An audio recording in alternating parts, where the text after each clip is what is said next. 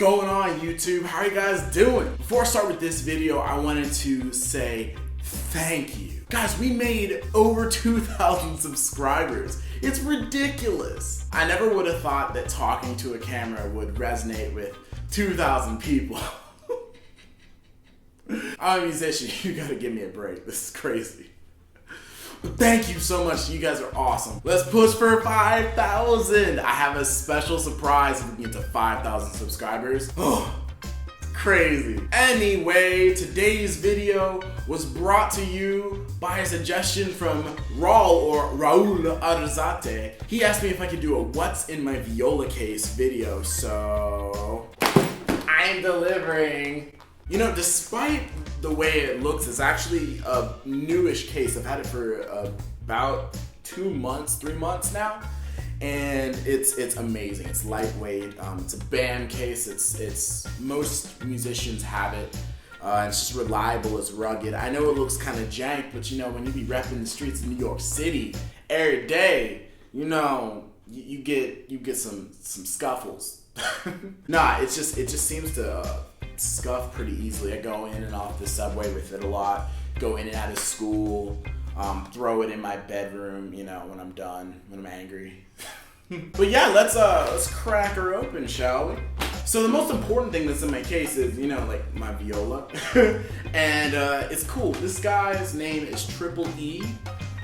For some of you who don't follow me on Instagram, I actually talk a lot about Triple E. He actually is a very interesting cat. He has a mind of his own sometimes, likes to jump into my laundry baskets, crazy stuff. He does crazy stuff. But he is a very special instrument to me because he was made for me by these makers in Atlanta named Stephanie Voss and Kile. Kile actually has an awesome Instagram page. If you follow it right here, you can actually get more instruments like this from him. He's a great guy. Anyway, I named this guy Triple E because he actually has 3 names and they all start with an E. It's Everard, Ernest, and Lai. It's crazy because the first 2 names are German for the 2 makers who made the instrument, and the last one is Chinese, and it's for the Chinese maple that the viola is made of. It actually means earnest appreciation with the strength of a wild boar.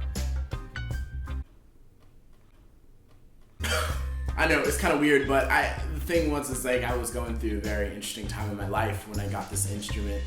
I'd been kicked out of a teacher's studio. I'd been told that I was not going to be a professional musician. I didn't have the determination, skill, or, you know, all that other stuff to make it. But these 2 makers saw something in me, and they really did so much for me making this wonderful viola. And so I named it in their honor and in the honor of its roots from China. Also, the case came with this blue satin bag, and it's really nice. It keeps my instrument nice and snug in the New York winters and all the humid Georgia summers.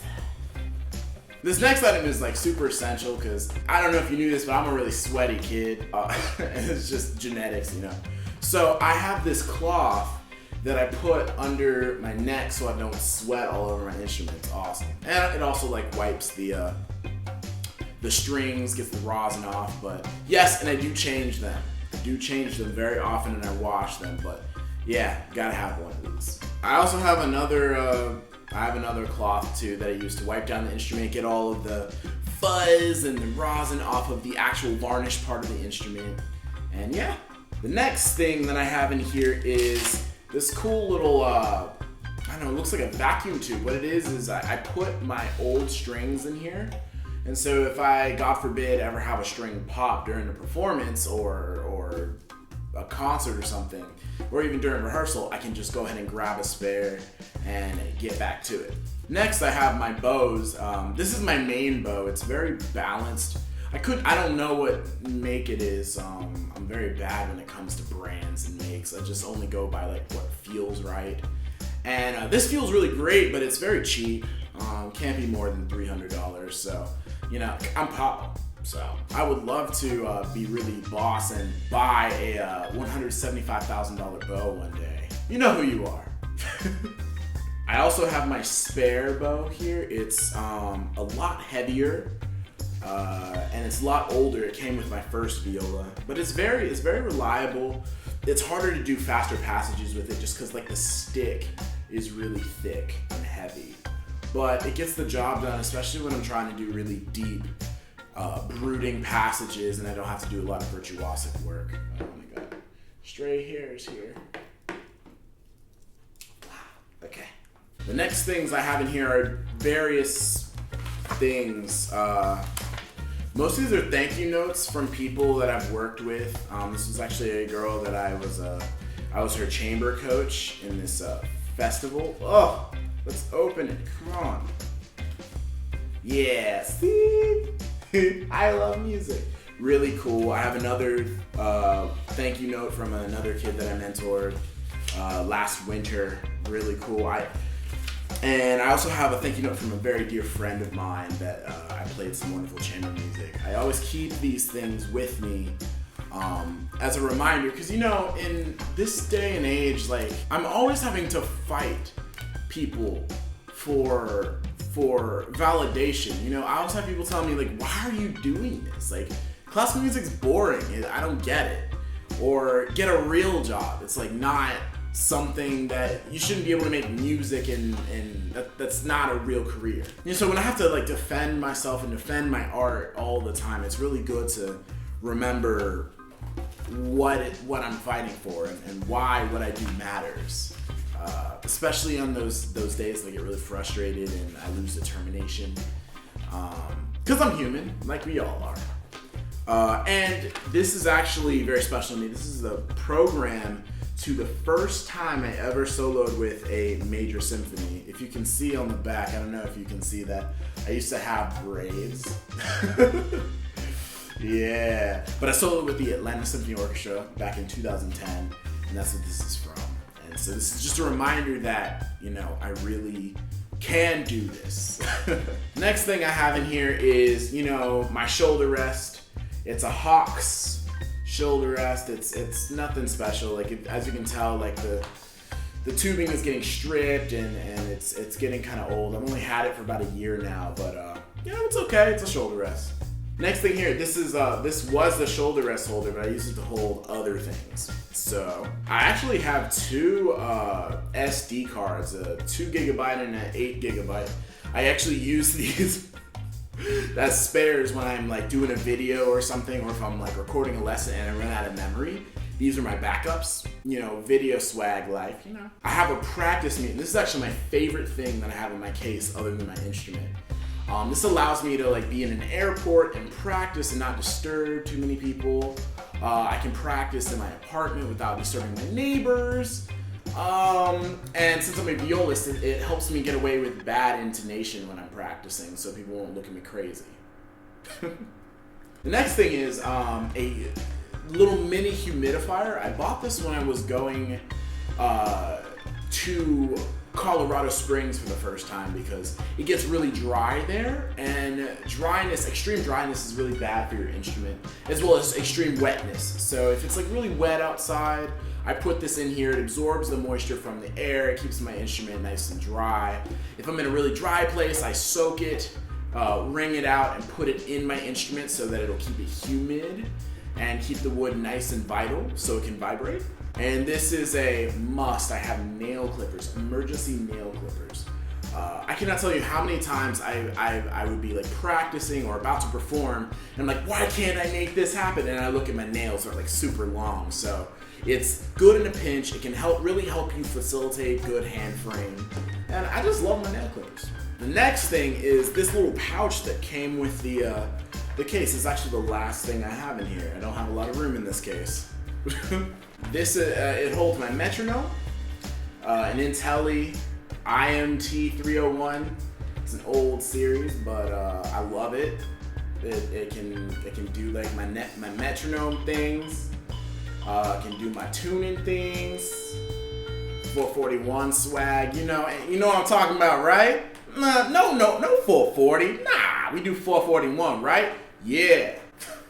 I am so weird.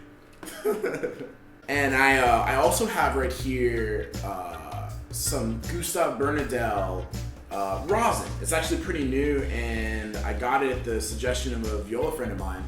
It's actually really good. It was super cheap, and it really grabs the string. I love it. It's good stuff. What else? I also have my little actual mute for performances and things like that. So that's cool. I'm always forgetting it. So, you know, when I'm in Juilliard Orchestra and we're like playing and I'm like, oh crap, I have like 30 measures of rest. Let me like open my case and grab my mute. So, good in a pinch. Right here, this is actually a really important document.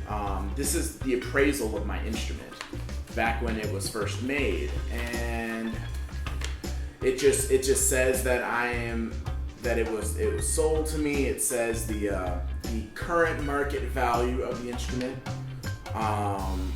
Yeah. Oh, and the market value of the bow as well. Tells you where the bow was. Oh, hey. Yeah, it's a Daniel Delcourt bow. That's what I use. There we go. See, this is handy. It's always good to have. And the cool thing about instruments is that the more you play them, they appreciate in value. So that means they get more and more valuable as life goes on. So that's very awesome. And this is a random receipt. Oh, this is the receipt for the actual case.